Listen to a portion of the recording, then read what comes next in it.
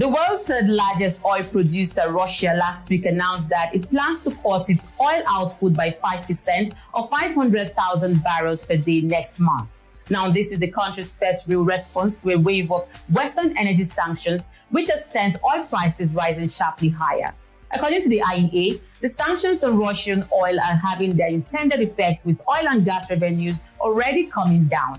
Meanwhile, Goldman Sachs has lowered its oil price forecast for 2023 and 2024 due to reduced production from Russia, but said it still expects prices to rise gradually to $100 a barrel by December. Oyeyemi Oke is a partner at AO2 Law and has helped me to wade through this maze of information and developments in the global oil market. Take a listen. So, what are your thoughts around these latest developments? So I think let's start from the issue with respect to the price caps and Russia's response. If you recall, last year, towards the end of last year, there was announcement by G7, Australia, and the EU with the decision to put a price cap on crude oil coming from Russia by seagoing vessels. And in response to that, initially in December, Russia wasn't sure as to how it would retaliate. Initially, when the announcement was made, Russia said there was no need to rush, and it was considering its options. And what had happened is that Russia initially thought that the appropriate response would be to impose what is called a price floor, essentially saying that you cannot sell Russia oil below a particular amount by Russian companies.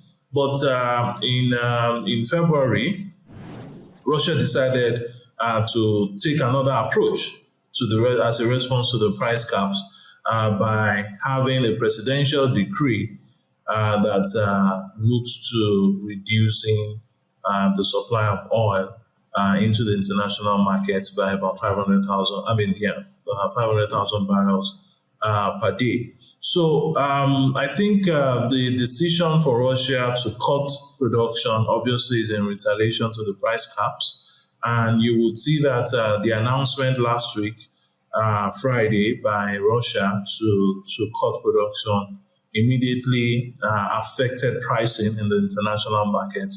And you could see the London Brent, which is the oil one of the benchmarks, increasing by, I think, about 2.5% to about $86 per barrel. I think we should look at how events would unfold. Perhaps by Q2, things will become more clearer in terms of how we look at what will be the global demand and what would also be pricing.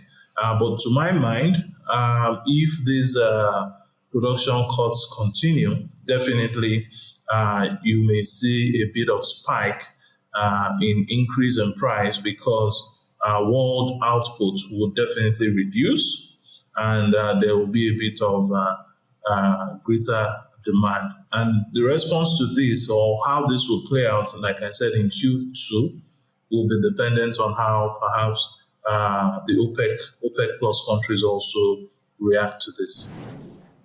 Now, what is Russia trying to achieve by announcing a 500,000 barrels oil output cut? As I mentioned earlier, the intention is to respond to the price caps that have been imposed by G7, EU, and Australia, essentially letting those countries know that they are in the capacity to also respond accordingly based on the price caps.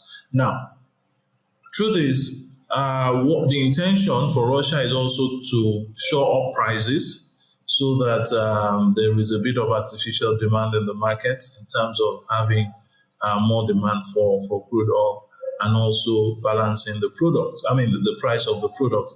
And like I said, OPEC Plus response to this would also determine because OPEC would also need to perhaps by the end of the quarter make a decision as to whether it wants to increase production or wants to reduce. As of today, it appears that there is a lot of oil flowing in the markets, and perhaps OPEC Plus may be looking to either holding on to production or even deciding to cut production. So essentially, the aim for Russia is to respond to the price caps and also shore up prices world over.